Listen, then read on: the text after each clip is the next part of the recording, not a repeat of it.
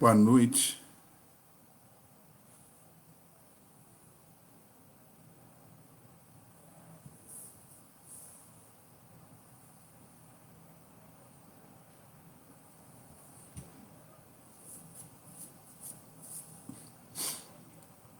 Boa noite, queridos amigos. Estamos aqui reunidos para nossa palestra com o tema Razão e Fé. Estamos juntos, estamos aqui presentes no Grupo Espírita Caminho da Luz e agradeço muito pela atenção de todos. Vamos aguardando o povo entrar e vamos observando, a frequência de todo mundo aí para a gente começar a nossa apresentação. Meu nome é Rafael de Assis e eu vim apresentar esse tema com vocês, razão e fé, e os caminhos da razão e da fé, para que a gente possa entender e buscar algum esclarecimento.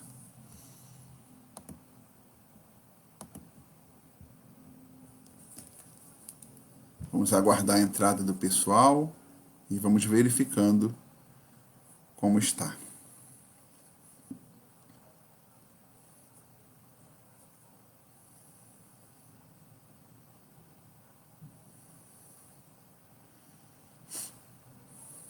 Olá, pessoal, boa noite, tudo bem?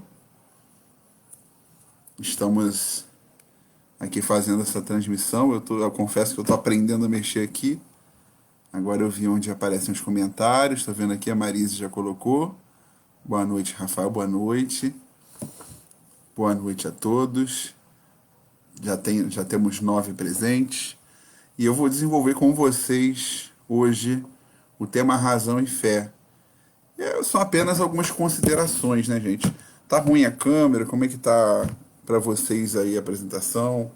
Tá aparecendo bem? Acho que a iluminação não tá adequada, né? Mas é o estúdio que a gente tem aqui em casa, que a gente tem condição de fazer, né? Enfim, então é mais ou menos assim. Queridos, então vou tirar uma página aqui pra gente, tá bom? Vou fazer uma abertura um pouco diferente. Vou trazer uma mensagem de uma autora muito querida e que traz a sua poesia para a nossa vida. Vamos começar hoje com uma poesia bonita dessa querida autora chamada Maria Dolores. Eu espero que vocês gostem. Não sei se todos conhecem Maria Dolores, mas ela traz sempre um bálsamo para a gente, né? E é assim. Coro de preces.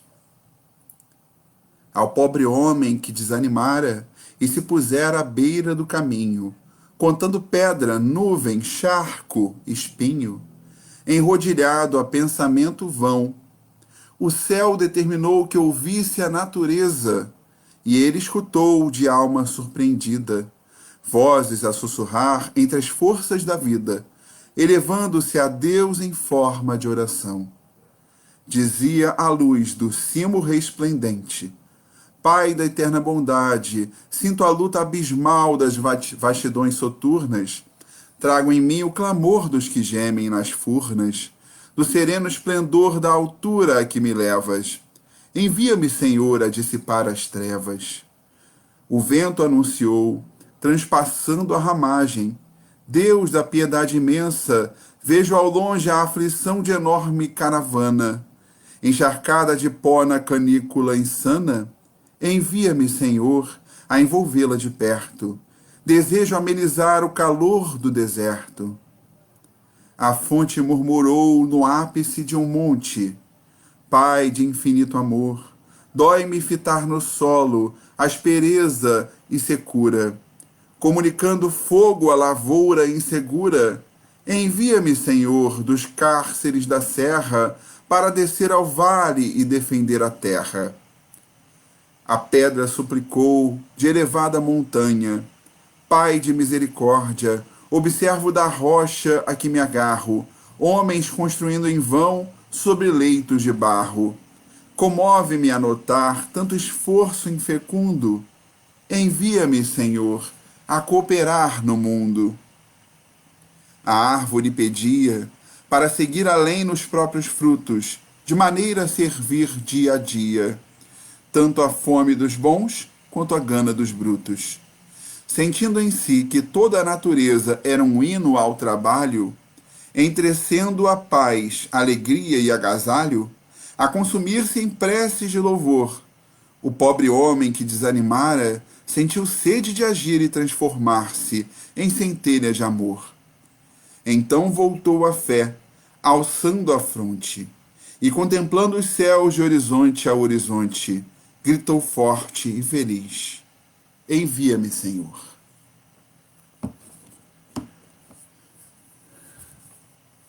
Queridos amigos, hoje nos encontramos juntos. Bendita alegria que nos proporciona a vastidão do conhecimento humano, essa sabedoria que fomos capazes de alcançar. Este conhecimento que alçou pontes no meio eletrônico digital e que faz com que as nossas almas, elas que não são mergulhadas neste mundo material, se unirem e juntos produzimos tanto conhecimento e aprendizado. Este aprendizado da alma, este aprendizado que eleva e que transcende a matéria. Obrigado, Senhor, por tudo que nos forneceste. Obrigado, Senhor, obrigado por tudo que fomos capazes de construir, com a sabedoria, com o conhecimento e a evolução humana. Obrigado, Senhor, por este momento de reflexão. Obrigado por aproximar os corações e nos manter em união.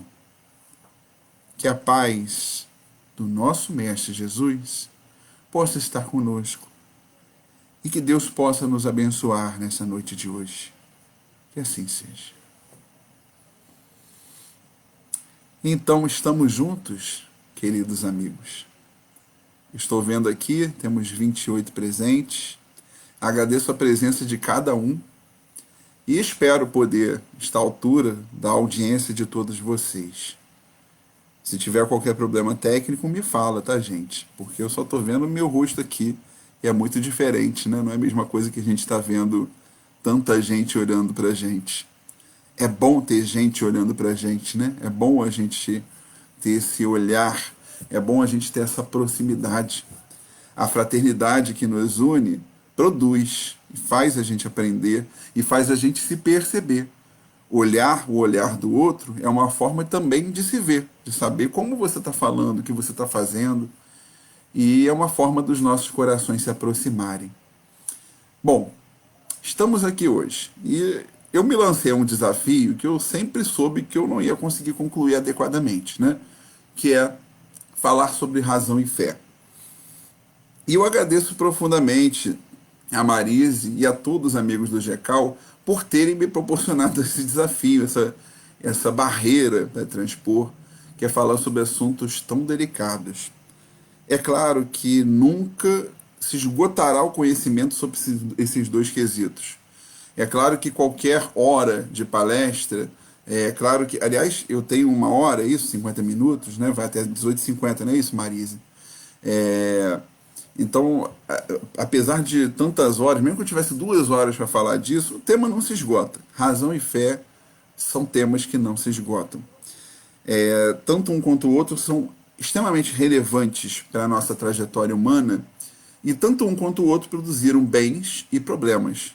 Claro, a forma como cada um deles foi levado, foi conduzido por nós. Estou vendo aqui, ó, Wagner Cardoso, Ana Gregório, boa noite, boa noite. Deise, José Ricardo, Eneida, Adriana, Ana Gregório, Aristide Sérgio, meu querido, tudo bem? Valci, Adriana, estou vendo aqui. Agora que eu estou vendo os comentários de vocês. Gente, quanto comentário, que coisa boa, né? É o nosso olho no olho. Miriam, olha quanta gente. Desculpa se eu não falei alguém. Cleice, Regina, todos muito, muito queridos nessa fala conosco. Então, depois que Maria Dolores trouxe a nossa introdução, a gente sente um pouquinho mais de confiança, né, para poder falar desses temas, né? A gente fica um pouco mais feliz para falar desses temas. E assim, a saudade está no geral pessoalmente, saudade da Marisa e de todos, a Carla colocou aqui. Muita saudade, obrigada por tudo. Gente, olha, eu não vou poder ficar atento nos comentários, senão eu não falo o tema, tá? Mas agradeço desde já a todos. Eu pensei em começar com a razão, porque a gente já fala muito de fé na casa espírita. A gente fala muito de fé. E o meu pensamento foi tentar buscar um pouquinho do que Kardec sempre divulgou para a gente, né? Kardec dizia que o tipo de fé que nós devemos cultivar na casa espírita é a fé raciocinada, que é aquela que encara a razão. Então a gente precisa saber um pouquinho o que é isso, o que é fé, o que é razão, como a gente tem lidado com esses dois temas, né? Então, entender a origem ou pequenas definições dessas palavras ajudam a gente a avançar, não é isso? Então, eu trouxe aqui para gente a origem da palavra razão, né? A etimologia da palavra razão. Etimologia é um estudo muito interessante que fala da formação da palavra, né? No latim, passando aí pelos dialetos diferentes. Mas assim, a razão, conforme a etimologia, ela quer dizer o quê? Aqui, segundo o site Origem da Palavra, que é o site que eu consultei, razão vem de ratio, que quer dizer cálculo, procedimento, suposição. Também remete à ideia de pensar. E aí, razão está bem definida aí. Então, a capacidade de pensar, vamos colocar assim, a capacidade de analisar cenas ou situações. É assim que a gente vai encarar razão hoje nessa nossa apresentação. Ok, gente? E a fé? O que seria a fé segundo a nossa, o nosso mesmo site, né? Segundo essa mesma fonte, né? Da onde vem fé? Vem do latim fidelitas, quer dizer fidelidade, adesão, né? Adesão. Acho que adesão é uma boa palavra. Adesão a uma palavra, adesão a uma doutrina, adesão a uma filosofia, né? Então está relacionada à fidelidade, né? Então vamos pensar aí, né? A fé, ela parece estar muito ligada ao sentimento, né? A um sentimento de pertencimento a algo e a fidelidade em relação àquilo a que se pertence, né? E assim, nós vamos ver, claro, no sentido religioso, a fé é sempre muito presente, né? Porque a fé envolve esse nosso sentimento, envolve essa nossa lógica de pertencimento, não é isso? E vamos dizer assim, ao longo da história humana, essas duas faculdades nossas, essas duas capacidades nossas, a de raciocinar sobre algo e a de sentir fidelidade a uma causa ou a um sentimento que parece nos elevar, essas duas capacidades vieram com a gente ao longo aí dos milhões de anos de existência humana. Se a gente for pesquisar, observar, vamos perceber que os pesquisadores, os arqueólogos, quando descobrem ossadas, descobrem esses lugares da antiguidade humana, percebem que muito antes do que a gente convenciona chamar de história, no período que se chamou de pré-história, que até hoje está sendo revisto, se encontra símbolos de fé, né? Objetos de fé. Claro, a noção de deuses, deusas, Deus, deusa, essas noções de divindade se alteram com o tempo, tá? Essa visão que se tem de divindade, isso se altera. Mas a fé, o objeto devocional, isso sempre existiu. Isso é um sentimento inato, presente nas diversas sociedades humanas. E remetem à ideia de algo a mais, que existe algo a mais além da matéria. Essa é a noção básica que nós temos. Ok. A capacidade de raciocinar, a razão, também está presente, porque desde o momento que o homem consegue lascar uma pedra, lapidar ela e transformar ela numa ferramenta para fazer uso, para cortar, para caçar, isso também envolve, de certa forma, o nosso raciocínio, a nossa razão. Claro que a capacidade de razão, a faculdade da razão humana, ela é mais do que isso, não é só algo relacionado ao manejo ou a como a gente reflete sobre uma situação, mas a razão envolve isso também.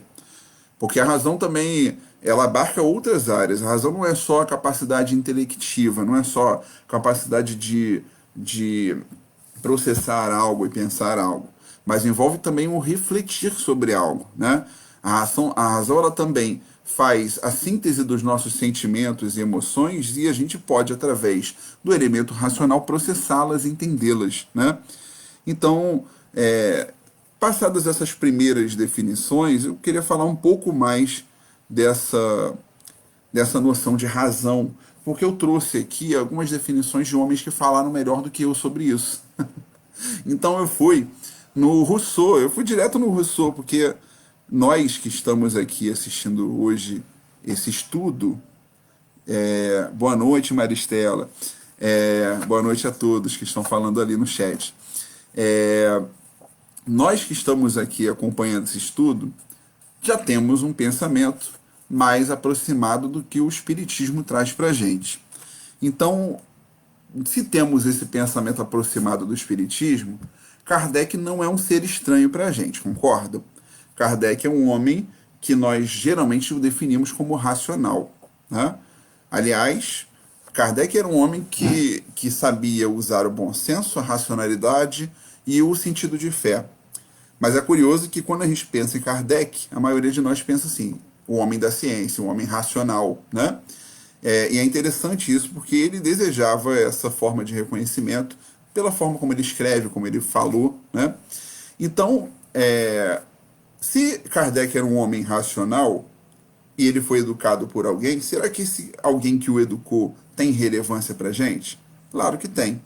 Foi Pestalozzi, aquele que nos disse que a vida educa, mas a vida que educa é questão de palavras e não de ação. Aquele que dizia que a educação nos enobrecia e que a razão era a capacidade de decifrar os códigos da nossa existência. Pestalozzi, por sua vez, foi educado por Rousseau. Jean-Jacques Rousseau, conhecido filósofo, né? Rousseau, ele fala da razão de forma muito objetiva, muitas vezes, embora ele não se coloque como homem que determina a razão acima de tudo. Aliás, muitos filósofos racionais não diziam isso. A gente é que tem, às vezes, essa visão de que esses filósofos são da corrente racionalista, então a razão tem a primazia de tudo. Tem alguns até que sim, mas muitos não. Muitos, como Rousseau, Voltaire, o Locke, eles diziam que a razão é uma capacidade importante. Mas a razão pode nos enganar. A nossa capacidade de pensar também nos engana, tá? Assim como a fé também pode nos trazer bases de conhecimentos não tão sólidos, né? Porque dependem da experiência do indivíduo e não são verificáveis, a razão também. A razão também nos engana. Os sentidos também nos enganam.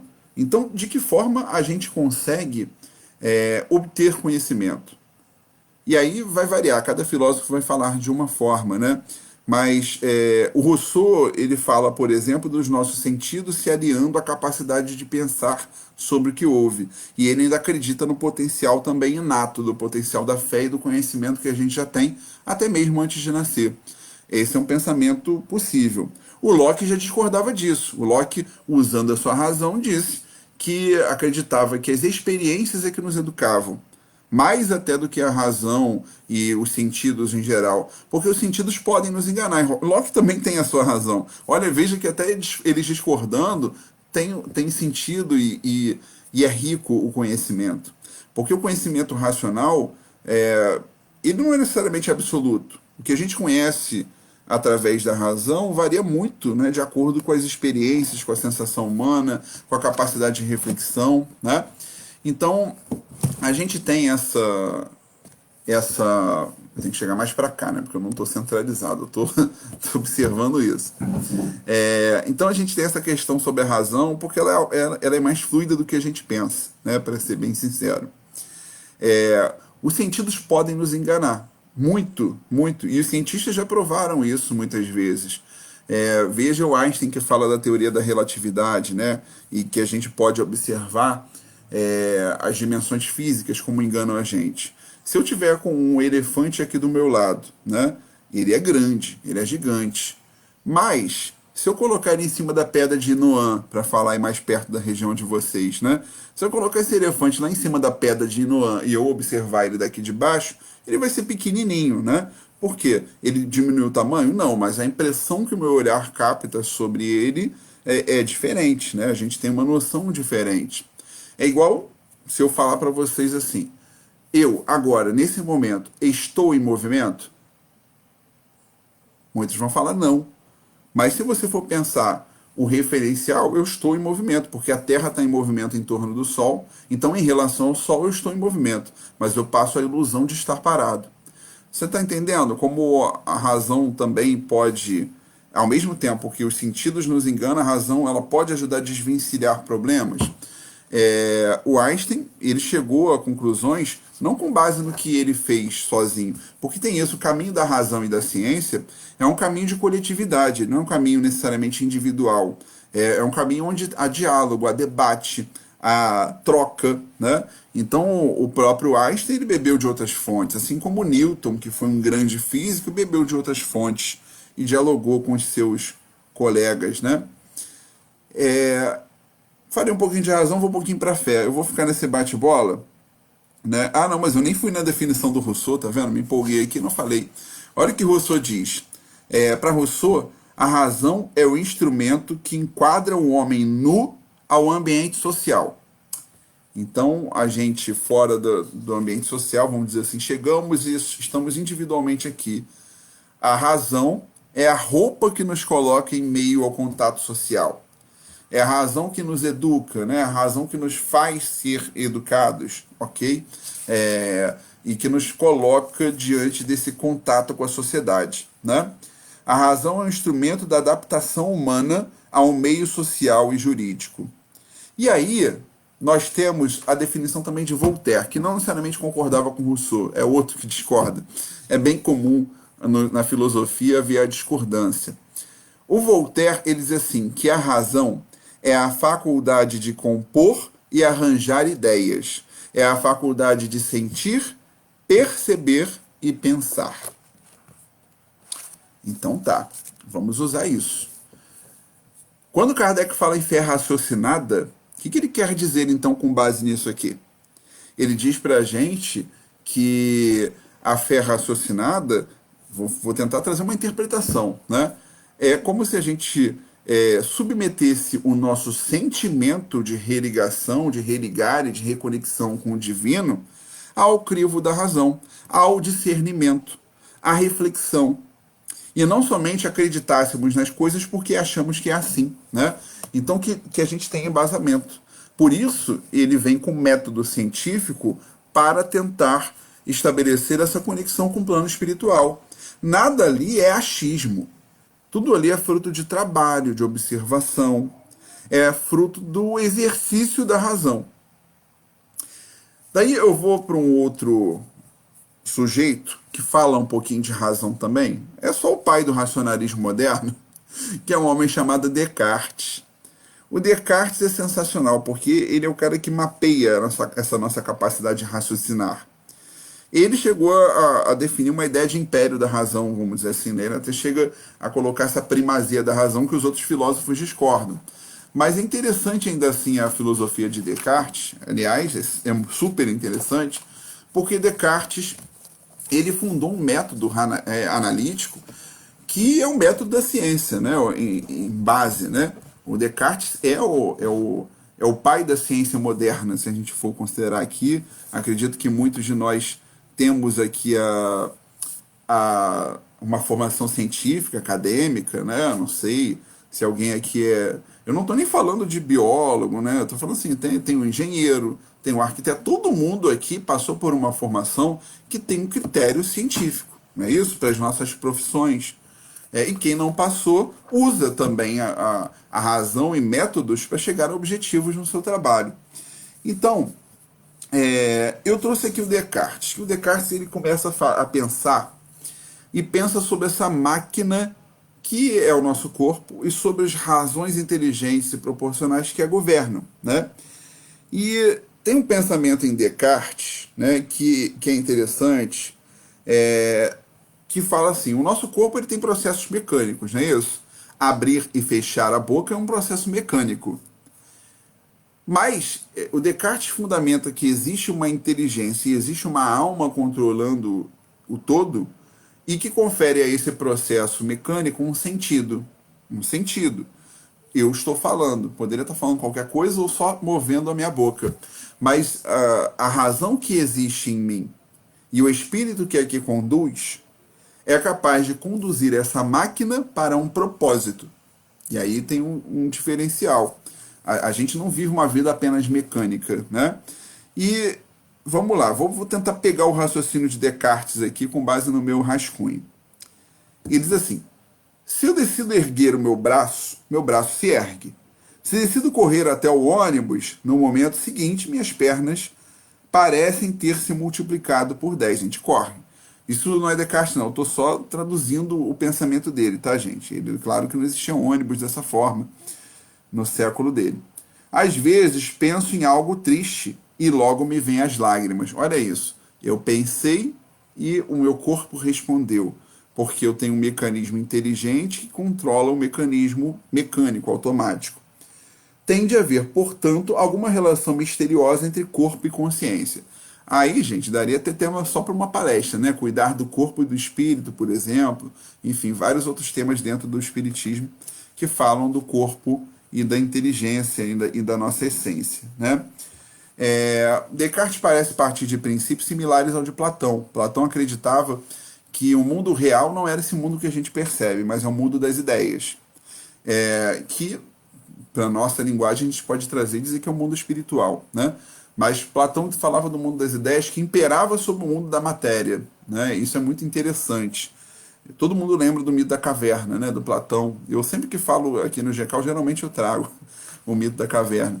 Então, a alegoria da caverna do Platão, que diz que a humanidade é como homens que estão enclausurados numa caverna, toda sombria e com uma única fogueira. Os homens estão entretidos nas sombras projetadas na parede que a fogueira é capaz de formar. E esses homens acham que aquilo é realidade e ficam fixados na realidade que parece se apresentar para eles. Até que um deles se intriga e tem o benefício da dúvida. E com a dúvida, ele pensa assim: será que é isso?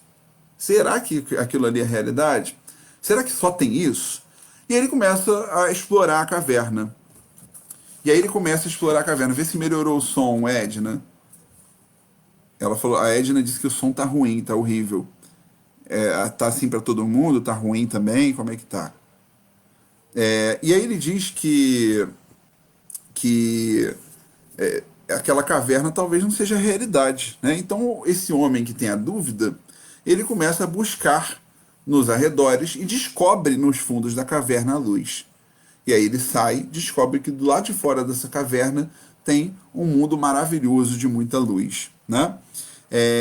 E esse homem é o filósofo, é o questionador, é o que tem dúvida, é o que, através da dúvida, tem um propósito e busca elucidá-la, né? E aí ele, do lado de fora, percebe o plano das ideias, o mundo das ideias. E ele, querendo alertar todos sobre a descoberta, o que acontece? Ele volta, mas todos entretidos com as chamas da fogueira não o percebem. Então, o filósofo ele acaba sendo o homem que é frustrado, né, porque ele enxerga uma razão e uma verdade, só que os outros não o acompanham. Então, isso tem uma lógica muito interessante, né? Essa alegoria da caverna que Platão estabelece, porque entre nós faz captar uma história daqueles que conseguem enxergar além do que esse mundo apresenta. Então, e ele consegue enxergar porque usou a razão, porque conseguiu usar a sua capacidade de reflexão.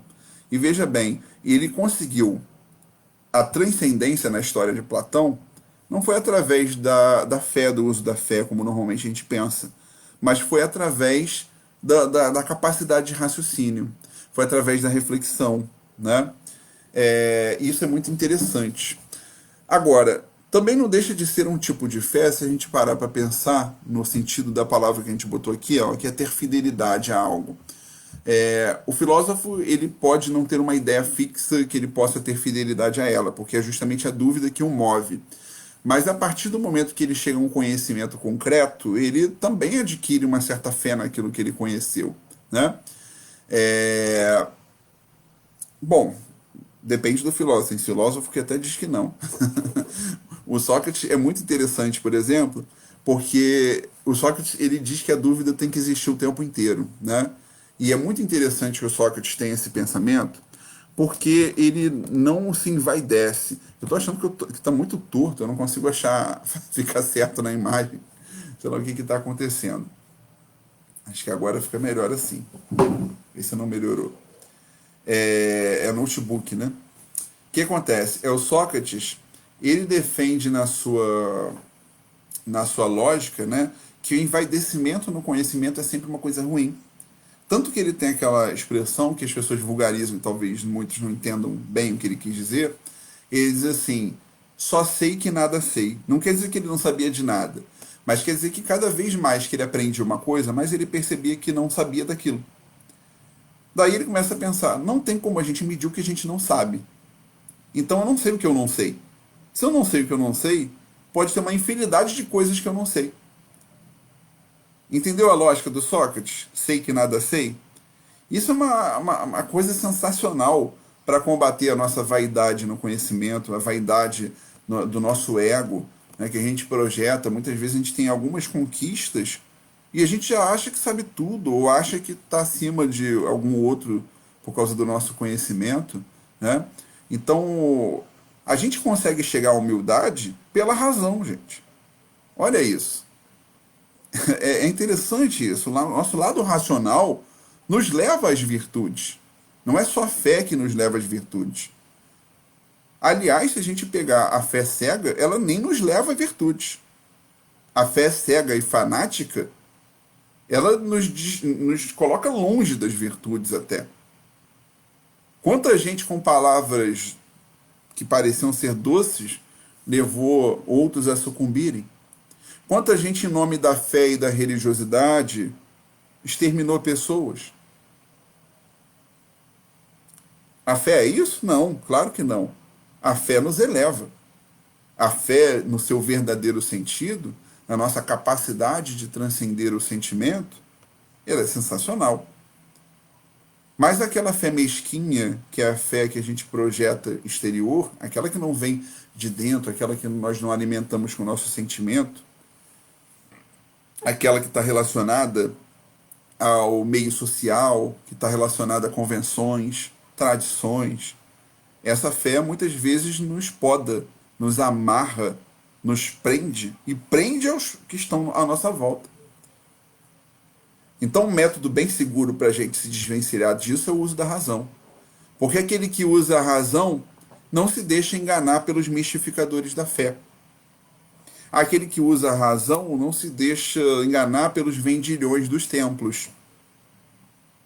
Aquele que consegue ter a fé raciocinada é capaz de sentir esse amor, é capaz de sentir essa transcendência do sentimento em relação à divindade e à obra, mas ao mesmo tempo é capaz de discernir o que sente, por que sente e as condições nas quais sente. Entendeu isso? A racionalidade é uma capacidade nossa que a gente tem que estimular. E nunca achar que a gente não é capaz. Ora, só porque um, de repente, tem mais conhecimento filosófico que o outro, isso não quer dizer nada. A nossa racionalidade é possível sempre. Eu posso ser a função que for. Ah, mas, sei lá, eu trabalho com diária. E o que que tem? Isso é uma capacidade humana, isso não é uma capacidade científica. A razão não é uma capacidade do cientista, é uma capacidade do ser humano. Então vamos entender isso. Olha Descartes. Descartes ele vai dizer que é a razão que o dá esperanças, tá? Porque diante da dúvida do que é real e do que é irreal, ele começou a entrar numa série de raciocínios, né? E começou a pensar, especialmente porque nós temos uma capacidade incrível, que só foi depois melhor explorada por homens como Freud, que é a nossa capacidade de sonhar, né? A gente sonha, e no nosso sonho parece às vezes que a coisa é tão real, e o conhecimento espírita demonstra que talvez seja, né, um desdobramento ou algo assim. E o que a gente percebe no Descartes? Ele diz assim: ó, você dorme e sonha, e você sente tanta realidade naquele sonho, e o que distingue assim, esse sonho da realidade? É quando você acorda. E se nós estivéssemos num grande sonho? Já pensou isso? Esse pensamento de Descartes foi muito bem traduzido num filme que é mistura de Descartes com Platão, que é Matrix. Esse filme é sensacional, né? Enfim, o filme, o tempo já o envelheceu, mas ele tem a tirada sensacional. Felipe tá aí? Oi, Felipe. Que bom, bom te ver, meu amigo. Bom saber que você tá aí, pelo menos. É, então, assim, a gente. Falei do Matrix, né, que é um filme sensacional, que tem a premissa do Platão, do mundo das ideias, né, do mundo e a alegoria da caverna. O Neo é o cara que sai da caverna. E, ao mesmo tempo, tem a premissa de Descartes também, que é essa situação do racionalismo e do que é real, da gente estar vivendo num sonho, não está. Ele começou a pensar o que prova que o que a gente vive é realidade. O que prova que esse mundo que nós estamos é um mundo real, né? Que a existência sequer é real. Por que tudo não pode ser um grande pensamento, alguma coisa assim? E aí, o Descartes começa a pensar. E uma conclusão que ele chega é assim: olha, tudo bem, se tudo que existir for irreal, se tudo que eu tocar, que eu sentir, né, se tudo isso pode ser irreal, tem uma coisa que eu tenho certeza absoluta que existe, que eu tenho certeza absoluta da existência dessa coisa. É a minha capacidade de pensar. Daí vem a sua máxima: penso, logo existo.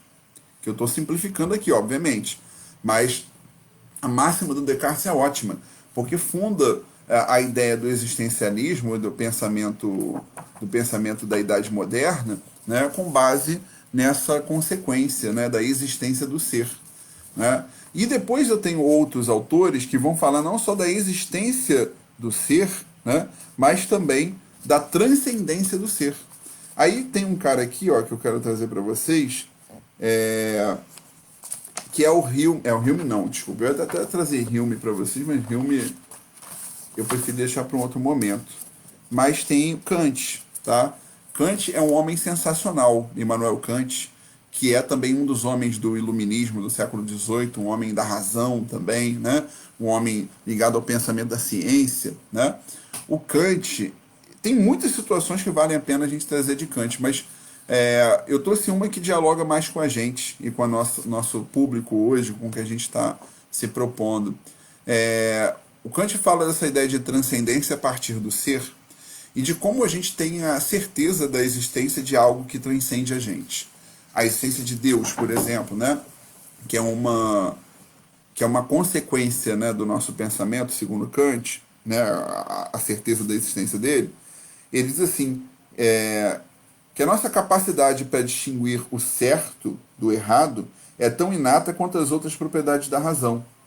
Todas as pessoas entendem os acontecimentos do mundo como causados por alguma coisa, e todos têm também acesso à mesma lei moral universal.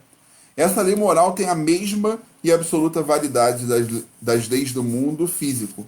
Ela é tão basilar para a nossa vida moral quanto é fundamental à nossa razão o fato de que tudo possui uma causa ou de que 7 mais 5 são 12. É interessante, né, o Kant estabelecer isso, do inatismo, do bem e do mal, né, que são certezas que nós vamos tendo de algo que é transcendental à nossa única existência. Né? Assim como também nós temos se eu não me engano, em Descartes, a lógica da existência de Deus fundamentada na própria concepção que nós podemos ter sobre a existência dele. Porque se nós não temos essa sabedoria divina, essa superioridade divina, e sequer temos a capacidade de raciocinar sobre isso só pode ter sido inspirado por alguém pra gente. Aí eu já trouxe, se eu não me engano, é Hume, tá? Hume já tá falando isso também. Mas aí, gente, a referência eu já perdi, mas o raciocínio tá aqui. É, Então, se nós somos capazes de falar sobre Deus e pensar Deus, mesmo que nós não sejamos Deus ou não tenhamos nenhum atributo dele, é porque essa ideia nos foi inspirada por algo que nos é superior, por algo que está além da gente. Isso é um indicativo da sua existência. Outro indicativo da existência de Deus que vale para a gente pensar é a proporção harmônica da natureza. Aí eu estou trazendo o Herculano Pires, por exemplo, que não é só Herculano Pires. Leon Denis e Francisco de Assis também falam disso, né, de formas diferentes. Francisco de Assis com a sua fé fervorosa, e o Leon Denis com a sua razão e capacidade filosófica única, né? E o Herculano depois também com a sua própria sabedoria. E o que em comum eles dizem? Que Deus se mede através das suas obras na natureza. Kardec fala disso também, né? Então, os espíritos trazem isso para a gente no livro dos Espíritos. Então, a natureza nos faz perceber Deus. As formas harmônicas, a proporção. É claro que muitos de nós ainda nos questionamos, porque quando você pensa em justiça, o ser que tem o mínimo do racional acionado entende, esse mundo não parece justo. Claro, olha o que a gente vê ao nosso lado, olha as notícias que nós temos. E se eu for falar, se for voltar um pouquinho para a história da humanidade, é pior, tá? Idade medieval, muito pior. A idade antiga nem se fala. Realmente as coisas eram muito complicadas, né? Não que eu acho que sempre a evolução. Bom, deixa quieto, não vou entrar em detalhes antropológicos, não. Mas o que eu ia dizer para vocês aqui é. Parece estar ruim e realmente tem muita coisa ruim, né? Não negamos isso, tá? Não negamos isso. O nosso racionalismo indica que há muitas falhas de justiça, há muita desigualdade, sobretudo a desigualdade social, a desigualdade econômica, a desigualdade em muitos aspectos. As oportunidades de vida que a gente vê, assim, parecendo passar por injustiças. O caso do bebê que nasce sem cérebro e nunca teve a oportunidade de vida que nós temos. O caso da criança que passa por doenças raras e nunca chegou à oportunidade que nós temos aqui. Casos de pessoas que nascem na extrema pobreza e nenhuma geração consegue se livrar dessa extrema pobreza com facilidade. A gente percebe isso. A gente percebe isso. Essas injustiças são muito graves. E aí, isso nos leva muitas vezes a duvidar da nossa fé. É errado duvidar da fé? É errado ter dúvida naquilo que a gente acredite? É uma pergunta que eu jogo para vocês. É errado a gente duvidar da existência do Espírito?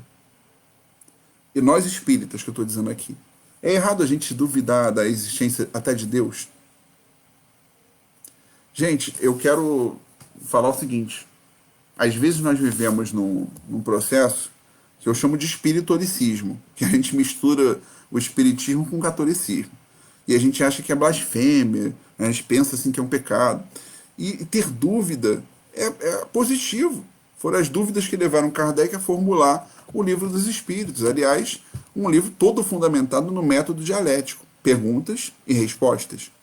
Kardec oferecendo as perguntas, e ele é coautor do livro, com certeza, porque ele escolheu as perguntas e as organizou.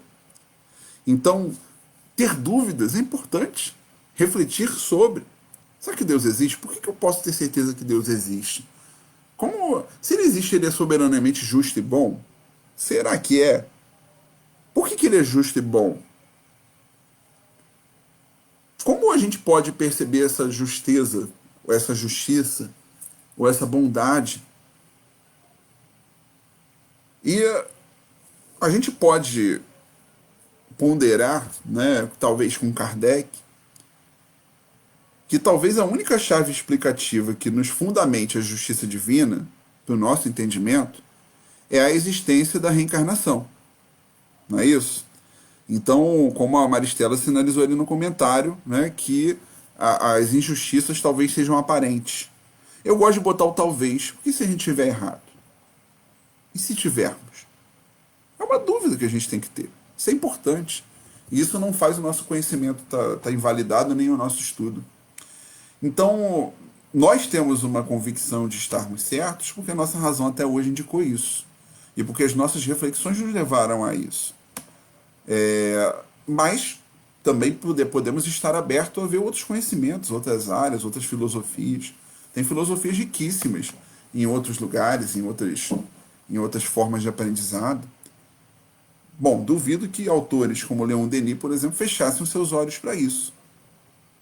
Uma filosofia oriental, uma meditação, coisas assim que agregam muito a gente. Eu vejo hoje na doutrina espírita, no movimento, muitas práticas que até então eram consideradas quase heresias no movimento espírita, hoje são muito presentes em muitas equipes mediúnicas. A meditação, por exemplo, é uma prática dessas. Que já vi gente dizendo que, não, meditação é mistura, não pode então ter no grupo espírita. Que é isso? A meditação que faz a gente ter autoconhecimento, que faz a gente entender quem nós somos, entender o que se passa aqui dentro da cabeça, ela que faz a gente distinguir o que talvez mediunidade e animismo, por exemplo.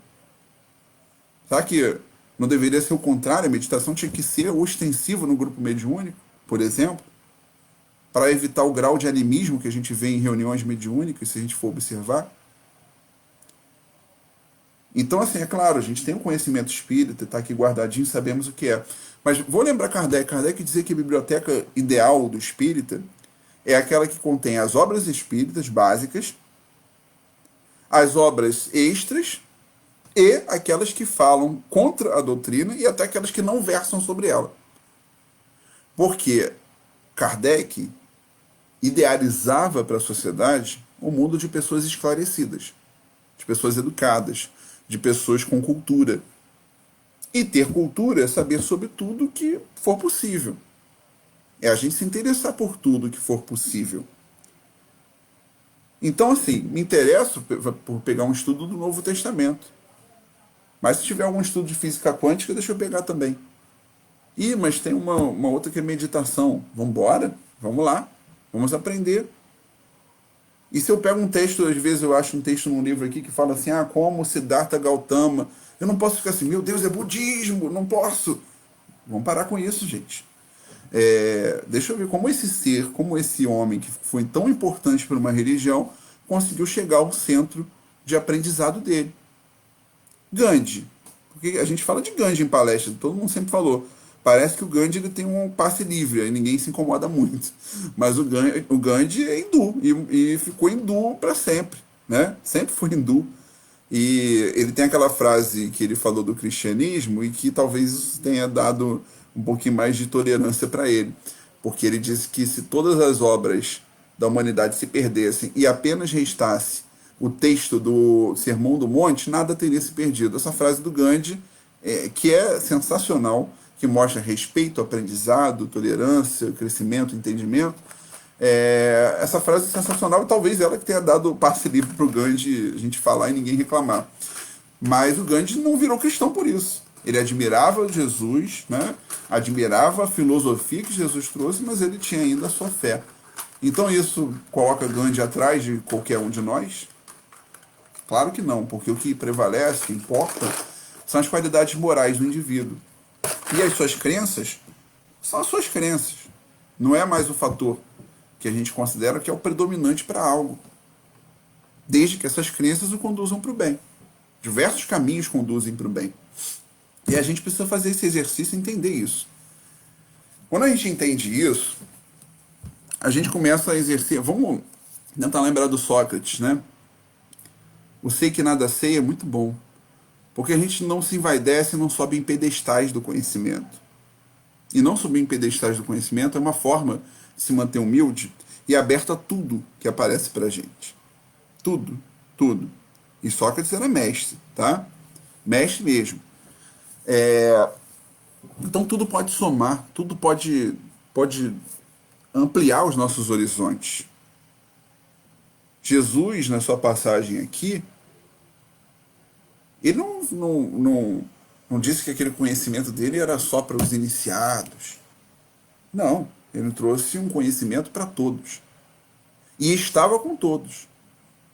Quem não lembra dos jantares que a gente via com os publicanos, até com fariseus, não é isso? E não foram reclamar os apóstolos lá da presença de Jesus?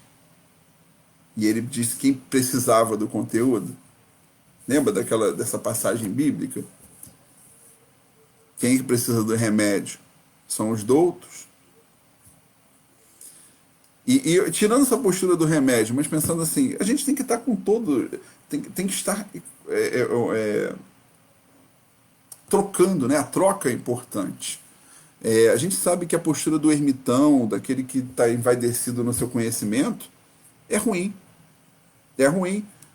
A mesma coisa que faz um ermitão que vai para o meio da floresta meditar, se distanciando dos problemas da sociedade para chegar num suposto crescimento espiritual, a mesma coisa a gente que, mesmo no meio da sociedade, se envaidece e fala, não, porque eu tenho meu livro dos espíritos e nada mais eu vou observar. Né? Como o Walter mencionou, observar tudo e retém o que for bom e útil. Exatamente, com certeza. Paulo de Tarso. Né? É exercer também o mecanismo do bom senso, né? E observar. Existe uma ciência, por exemplo, que é a psicologia, que ela tem muito a somar à doutrina espírita. Embora, em muitos aspectos, ela discorde frontalmente da doutrina, se a gente for observar. As primeiras grandes teses de psicólogos sobre os fenômenos espíritas era que eram alucinações coletivas. Tinham sanatórios para espíritas no passado. Claro que a gente não concorda com esse tom, né? Mas, se a gente for observar, hoje tem psicólogos de respeito e gente dessa cadeira de pensamento que produz muito conhecimento útil, mas que acha que os processos que nós passamos são processos não reais, quer dizer, não materiais, pelo menos, né? Verificáveis. Muitos acham que as nossas mentes é que tem uma sedução, um grau de fascinação que nos convence dos fenômenos. Então, mesmo a gente sabendo disso, devemos nos distanciar desse tipo de pensamento? Não, a psicologia agrega demais. Veja a série psicológica da Joana de Ângeles. Leia o próprio Freud. Vamos ler o próprio Jung. Não é isso? Precisa ir na fonte mesmo. Vamos na fonte, vamos ler Jung, vamos ler Freud, vamos ver o que eles falam sobre nós, sobre sonhos. Ajudam a gente a se conhecer. Um dos melhores exercícios de meditação que eu já fiz na vida foi na PUC, uma vez, com uma professora de psicologia, Ana Maria, acho que Spranger, uma coisa assim, que me ensinou o que era meditação de verdade. Tanta gente que eu conheci que falava assim, meditar, não consigo não, esvaziar a mente. Essa professora me ensinou que é o contrário. Eu sabia já disso de alguma forma, mas muita gente que eu conhecia não.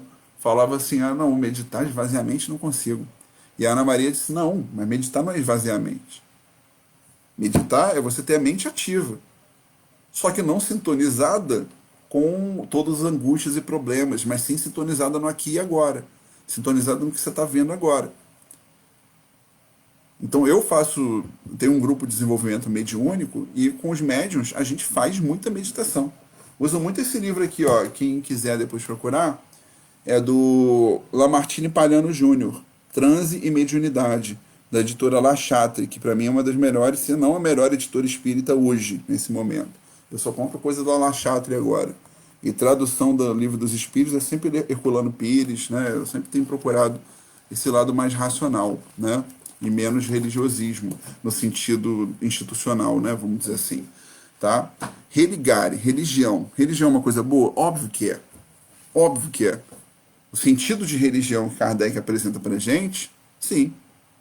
Mas o sentido que nós, acostumados com outras doutrinas não espíritas, né, fizemos, talvez não sei se é coisa tão boa.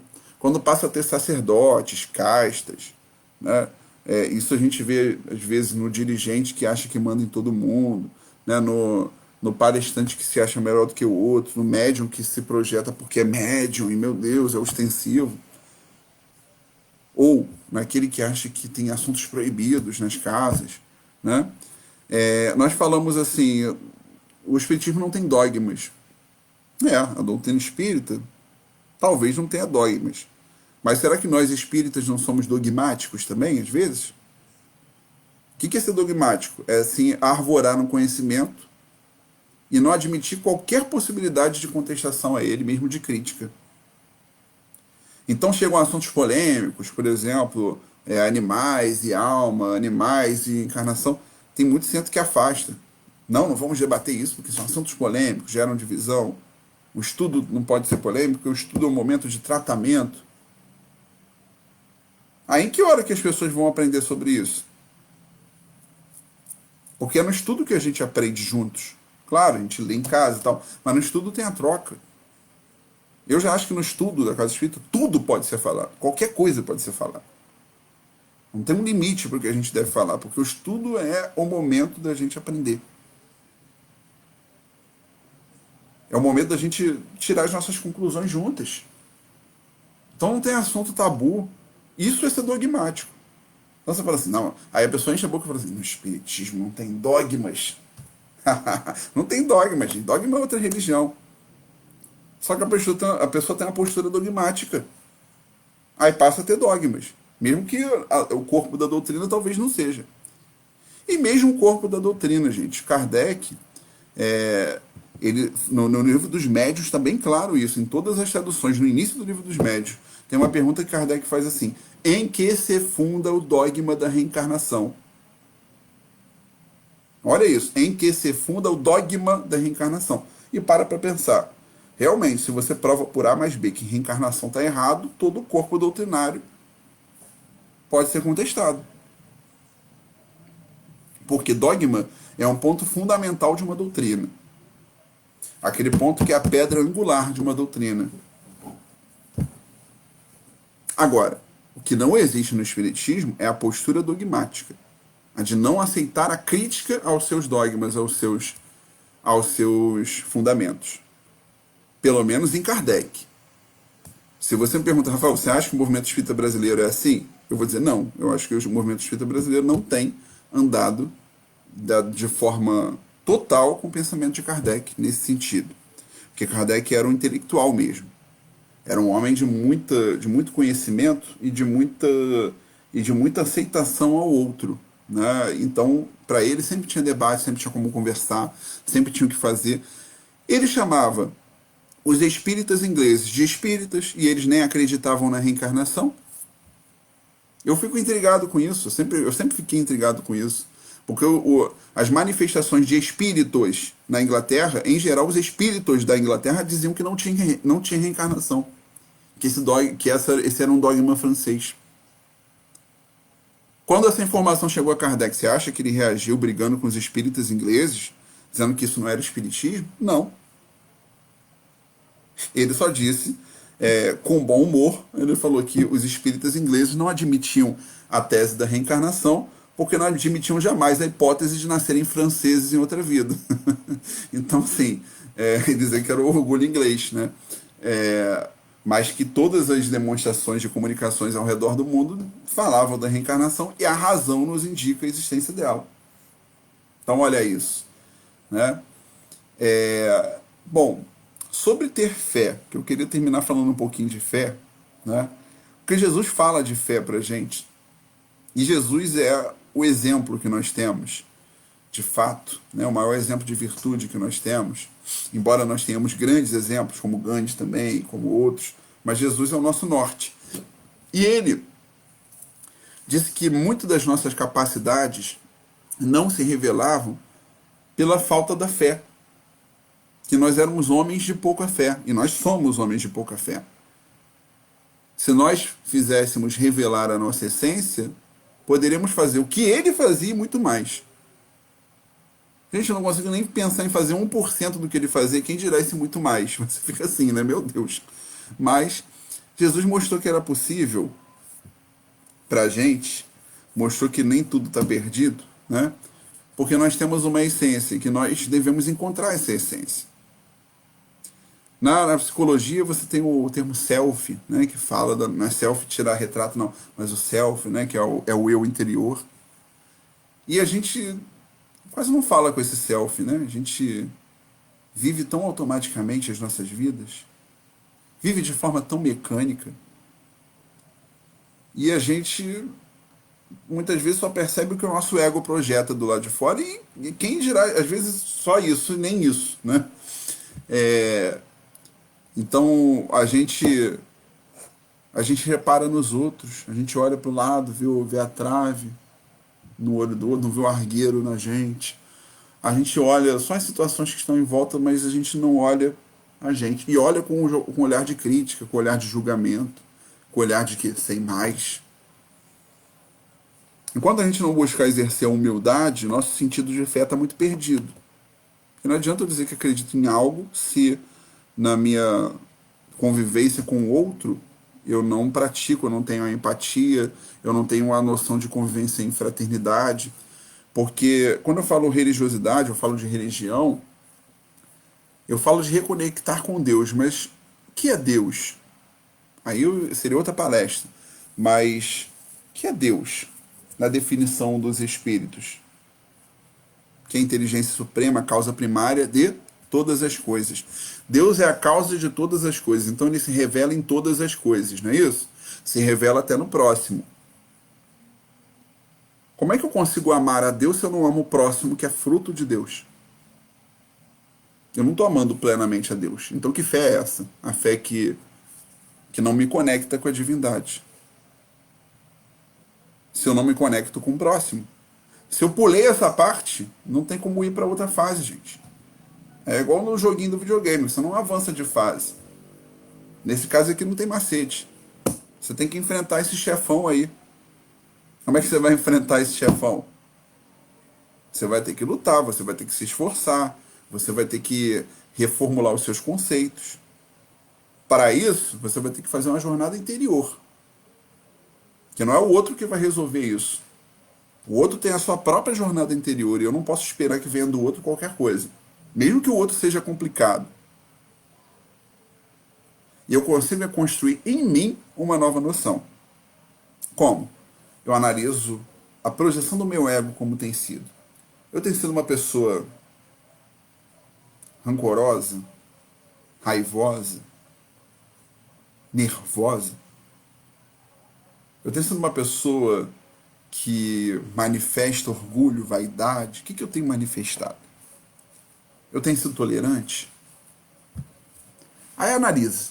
Aí começa a fazer essa viagem interior. Eu começo a observar o que eu sou em essência. O que eu acumulei para mim de bagagem? O que eu tenho feito da minha encarnação? E aí você vai se conhecendo. Perceber os seus defeitos é uma coisa maravilhosa. Maravilhosa mesmo, porque a gente se envaidece demais. A gente é muito indulgente com a gente e um pouco com o próximo.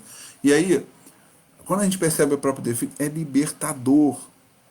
Porque aí, racionalmente, você tem caminhos para se libertar. Ora, o que é o contrário do ciúme, por exemplo? É dar liberdade, é saber dar liberdade, é não ter sentimento de posse. E aí começa a pensar, e começa a refletir, começa a tentar entender o que você sente. E o medo? Eu tenho medo. Medo do quê? Por quê? Da onde que surge? Ah, não, é só fingir que não tem. Não, fingir que não tem é a pior coisa. Varrer para debaixo do tapete é a pior coisa. Tem que enfrentar. Tem que enfrentar. Como é que eu enfrento o medo? Você pode tentar pensar do porquê ele existe, racionalizar e ver que de repente nem tem sentido esse medo. Se deparar com ele, encontrar ele face a face. Eu tenho medo do escuro. Por quê? Será que a falta da luz elétrica ela causa alguma coisa ruim em mim? Vamos lá, apaga um pouquinho essa luz, observa, aproveita e medita, reflete, encara isso.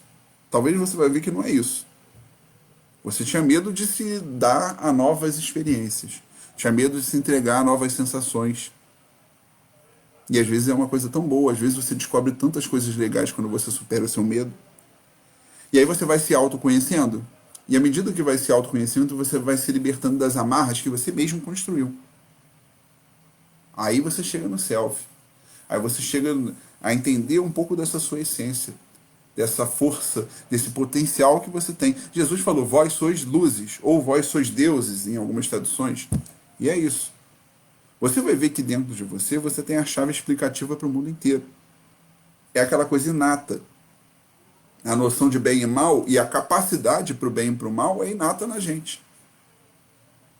E fazendo essa análise racional, a gente consegue transformar internamente. Aí sim, olha a fé raciocinada se construindo.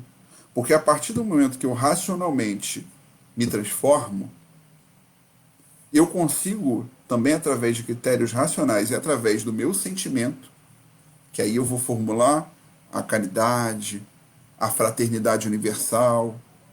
E eu vou estudar sobre isso, vou racionalizar e vou sentir. E aí eu projeto. Eu amo o próximo.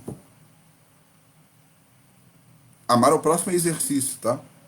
Às vezes é difícil amar, especialmente o que está muito próximo, porque aquele que está na nossa vida ali, às vezes, né, atazanando, dificultando.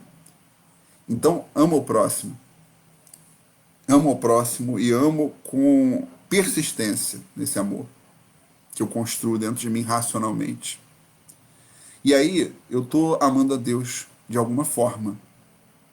Aí eu estou exercendo uma fé sincera, que é aquela fé que eu consigo encarar com a minha razão em todos os momentos. Encarar com a ciência, porque é aquela fé que envolve o entendimento de humanidade, o entendimento de pertencimento ao todo, o entendimento da transcendência. Vou lembrar o Cortella aqui para eu encerrar, que eu já sei que eu estourei aqui. Cortella ele fala que diante da grandiosidade do todo, percebo que eu sou o, como é que é? O vice-troco do, não, subtreco do vice-troço, uma coisa assim. Subtroço do vice-treco, enfim. Já até perdi a referência, mas ele fala dessa forma, eu sou uma coisa ínfima diante do todo. Ínfima. E aí, entendendo isso, eu me coloco humildemente à disposição do todo. À disposição para amar esse todo, para ser amado por esse todo. E dessa forma, eu sei que eu estou amando a Deus. Porque Deus é o quê? É o homem barbudo que está lá em cima? Esse nome pai às vezes confunde a gente. Porque você pensa, é uma pessoa. E não é. Deus é essa força que nos rege. É a causa primária de todas as coisas. Não é isso? É a inteligência suprema. Essa é a definição mais próxima que nós temos. É essa força que nos rege. É tudo, porque ele criou tudo. Claro, nós não somos Deus, mas somos fragmentos da sua vontade. Somos extensões da sua vontade. Então, queridos, se a gente conseguir amar a obra, a gente consegue de alguma forma aprender a amar a Deus. E assim a gente vai exercer a fé. E a fé com base na razão. A fé fincada em boas bases sólidas. E a fé que pode encarar a razão em todas as etapas da humanidade, como diz Kardec. Essa é a fé raciocinada. E foi só um pequeno estudo, foi só um rascunhozinho que a gente fez.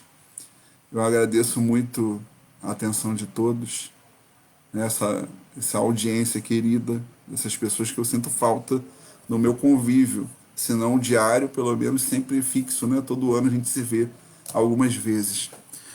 Então é isso, gente. Tá? Muito obrigado pela atenção e eu vou fazer uma prece de encerramento, mas que eu também gostaria de encerrar com Maria Dolores, se puder. Será que eu posso? Eu posso?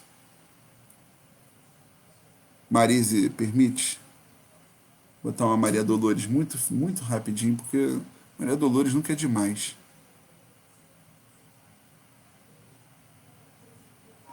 Bom, eu não vi o recado dela ali, mas eu acho que ela consentiu. Então tá aqui, ó. Lembrança de coragem. Entre as lutas da existência, quando a estrada te pareça um campo de sombra espessa, sob tormenta a rugir, Não temas, segue adiante. Cumpre os encargos que levas. Lembra que a luz rompe as trevas, descortinando o porvir. Nestes instantes amargos, por maior a dor terrena, guarda a fé que te acerena. Não te lastimes em vão. Nasce a rosa no espinheiro, a estrela é glória noturna, o ouro emerge da furna, a fonte serve no chão. Não pares, nem contes mágoas, dor que te fere ou te isola. É sempre aula na escola, que o céu te pode transpor. Prossegue, amando e servindo. Ao término da jornada, faz-se a noite madrugada, no dia do eterno amor. Lembrança de coragem, Maria Dolores. Então, queridos amigos, juntos, condensamos os nossos pensamentos de forma harmônica, elevando-os em direção a este todo, a esta natureza que se faz presente, ela que é fruto do pensamento divino, esta natureza que nos envolve e que nos faz sentir a presença de Deus.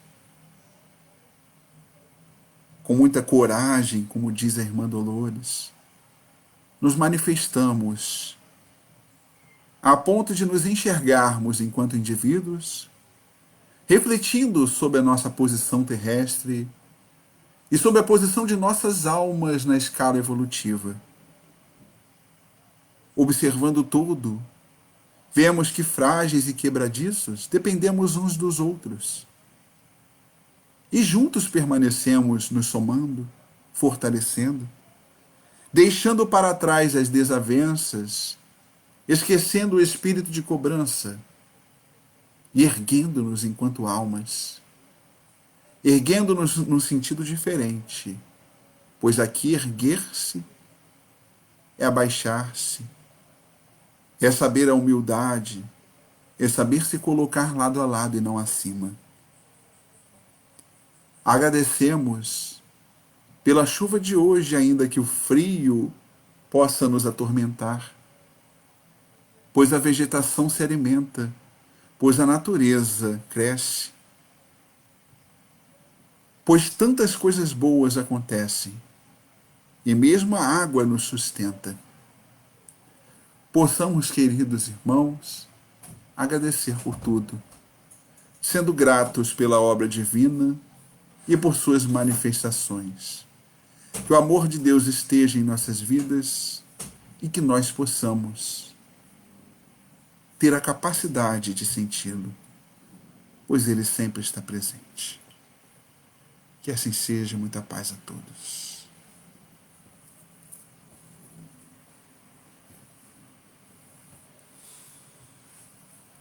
É isso, gente.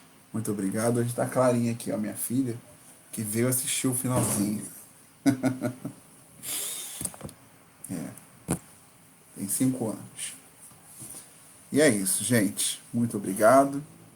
Eu vou fazer o encerramento aqui. Agradeço a todos por estarmos juntos. Fiquem com Deus. Até a próxima.